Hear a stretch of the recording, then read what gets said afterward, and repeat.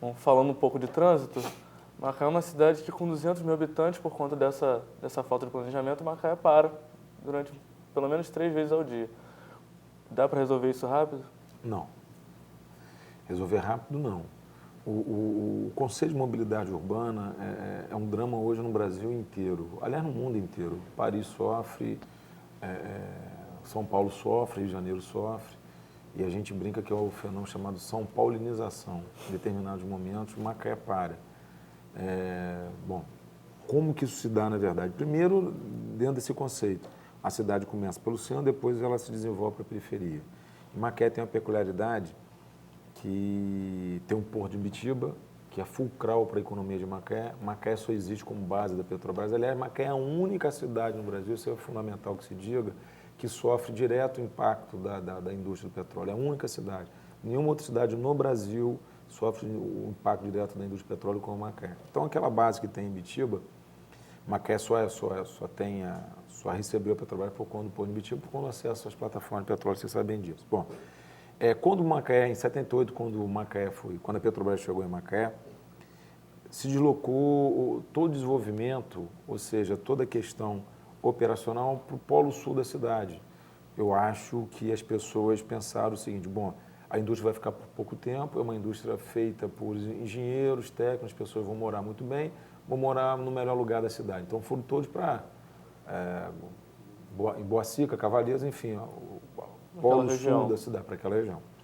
Bom, só que se esqueceram que a indústria, ou não sabiam que a indústria ia crescer tanto, e hoje você precisa de cerca de 110 mil pessoas que moram no Lagomar, no polo norte da cidade, ou seja, no ponto oposto da cidade. E são 120 mil pessoas que andam de ônibus todos os dias em Macaé, sentido Parque de Tubos, Lagomar, Parque de Tubos prioritariamente. Bom, acrescente a isso mais 100 mil veículos, 700 carretas diariamente, mais 25 mil veículos que entram e saem, mais 40 mil pessoas que passam, vêm de Rio das Ostras, mais 50 mil pessoas que flutuam em Macaé.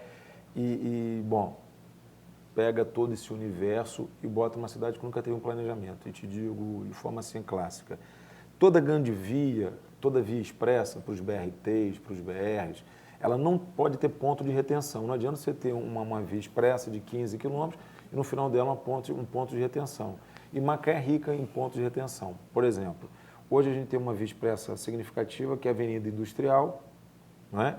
Que vem lá do Lagomar, lá de Cabiúnas, vai entrar na Ajuda. No final da Avenida Industrial, se você passar por lá, você vai ver que tem um posto de gasolina em construção. Quer dizer, isso é impossível. Não se pode construir um posto de gasolina no final de uma via expressa, porque o posto de gasolina entra e se sai, enfim. Depois você passa, você vai pegar a linha a linha azul. Quando você chega no final da linha azul, você tem o monumento ao petróleo, um grande foco de retenção. Quando você vai até a linha verde, aí a coisa se complica de forma assim, inacreditável, porque para pegar a RJ 116, ou seja, a pista, ou você vai para Cancela, ou você vai para o bairro da Glória, não é? Ou então você vai a caminho de quem vai para o shopping, para pegar a Avenida Industrial, para sair lá no São Marcos, enfim. Então todo esse trânsito de Macaé precisa ser redimensionado. Você precisa melhorar o transporte coletivo, e aí é o conceito de uma grande cidade, grandes sociedades, elas usam transporte coletivo, não usam os transportes particulares. Quanto menos carro na rua, mais saudável uma sociedade. Quanto melhor, quanto mais bem preparado o transporte coletivo, mais educada, mais sustentável uma sociedade. Em Macaé você tem uma média de carros estratosférica, na verdade. Você tem 100 mil carros, 100 mil veículos trafegando para 200 mil habitantes, você tem, enfim, então você imagina o seu universo de carros que circulam em Macaé. Então tudo isso precisa ser redimensionado para que a mobilidade ela consiga de fato acontecer. Só para finalizar e não me estender, mobilidade também é pedestre e é prioritariamente pedestre. Mobilidade também é passeio público, mobilidade também é calçada, mobilidade também é bicicleta. Então o conceito de mobilidade ele é muito mais amplo do que trânsito, do que rua apertada, do que estacionamento, do que ônibus, enfim. É um conceito muito mais amplo que tem que ser discutido junto com a cidade. Claro, o senhor mesmo falou que o grande problema da mobilidade, a gente pode considerar que é esse fluxo Lagomar e Boacica. A solução nisso pode estar no VLT? A solução, o VLT hoje é uma proposta extremamente necessária, factível, que precisa ser remodelada. O projeto VLT em Macaé, ele tem assim, várias armadilhas, várias falhas que precisa ser completamente redimensionado. Mas nenhuma cidade hoje, nenhuma metrópole como Macaé de fato é hoje, permite não se discutir o VLT. Macaé tem uma característica, uma cidade plana, ela é cortada pelo modal ferroviário, pela linha ferroviária de norte a sul, são mais de 20 quilômetros de linha férrea, com mais a tradição ferroviária. O VLT é um grande fator de desenvolvimento da mobilidade urbana em Macaé e com certeza vai ser. Sim, neste período de transição, o senhor já tem a expectativa de quanto tempo a gente pode esperar até o VLT estar em funcionamento? Infelizmente, não. Quer dizer, o VLT talvez seja o programa mais árduo que a gente precisa fazer funcionar. A gente foi buscar um engenheiro de trânsito, principalmente especializado em linha férrea, em transporte ferroviário, para tratar a questão do VLT. Nós estamos fazendo uma comissão junto com os ferroviários de Macaé também para dar mais uma orientação, porque o VLT hoje é uma questão de honra para a cidade. São 4 vagões que não tem nem onde ficar, nem oficina, nem enfim, garagem para os trens tem. Então é uma coisa assim, estações completamente descabida, desprovida de qualquer razão a questão do VLT hoje. Toda a necessidade, mas infelizmente é um projeto bastante equivocado, pelo menos até então. Certo. Falando de esporte, como é que o senhor pretende abrir para a população os espaços públicos como o ginásio? Isso é interessante. Municipal? Vou um pouquinho mais além. A nossa grande bandeira foi fazer com que Macaé aproximasse os indicadores econômicos dos indicadores sociais. Então, Macaé é tudo que você conhece economicamente, mas também 10% da população vive abaixo da miséria, 20% da população vive em aglomerados subnormais, enfim. Todo o nosso foco no desenvolvimento humano da cidade, desenvolvimento social. Então, a gente acredita que o esporte ele é um alavancador desse processo de transformação social. Tem que fazer interface direta com a educação, tem que fazer interface direta com os bairros. Uma cidade que tem praças de esporte é uma cidade muito menos violenta. Uma cidade que oferece oportunidade de esporte tem uma sociedade muito mais bem desenvolvida.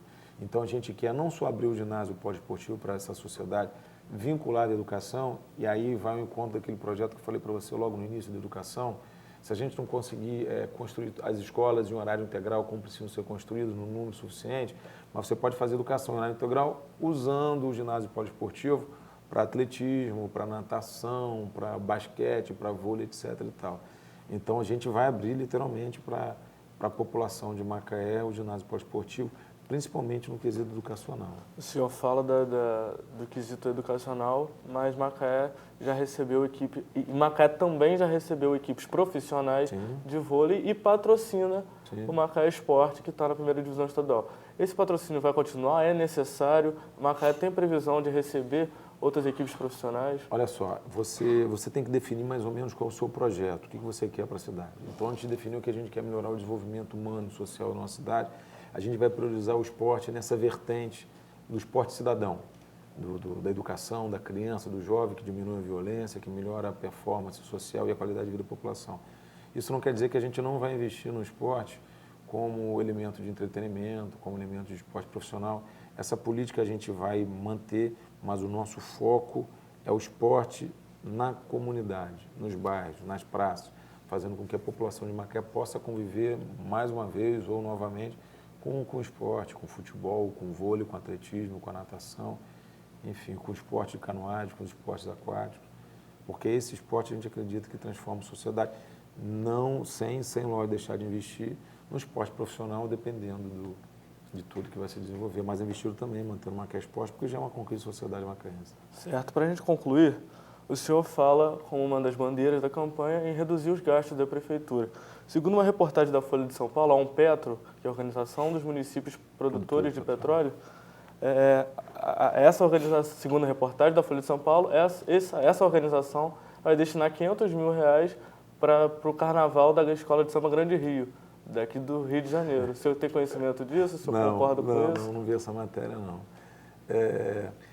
Bom, a Unpetro, ela precisa se remodelar, né?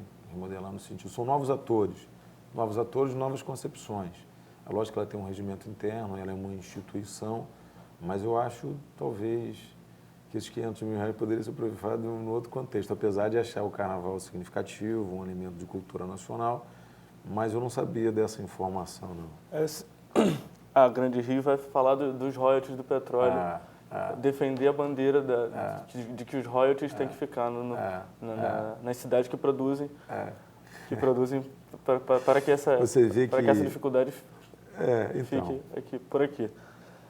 Se eu acho que há tempo viável para que esse aporte não seja... Não. Essa é uma decisão que a Ampetro tomou, uma decisão que vai ser realizada, mas é uma coisa interessante que você vê o seguinte: uma região que usa dinheiro para proporcionar um enredo no carnaval, não é? Quer dizer, os royalties são elementos de sustentabilidade, recurso intergeracional para ser usado hoje pensando no amanhã.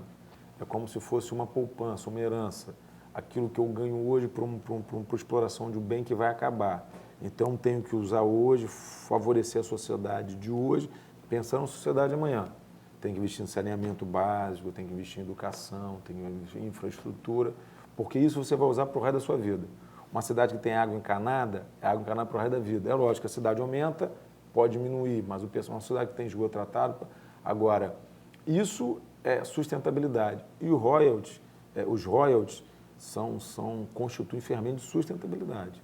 Não é? Então, isso é interessante, vale a pena até uma crítica, não no sentido crítica de jocosa, muito pelo contrário. Uma análise de você pegar o dinheiro da Ampetro e investir num contexto de carnaval, porque royalties são para sustentabilidade. É lógico que a Ampetro não deve ter investido os royalties, deve ter sido um acordo entre eles lá, porque seria ruim. Eu conversei com o doutor Aloysio, prefeito eleito da cidade de Macaé. Aqui ele falou sobre como ele pretende implementar as mudanças na sua campanha. Muito obrigado pela presença, doutor. Obrigado, Felipe. Foi um prazer.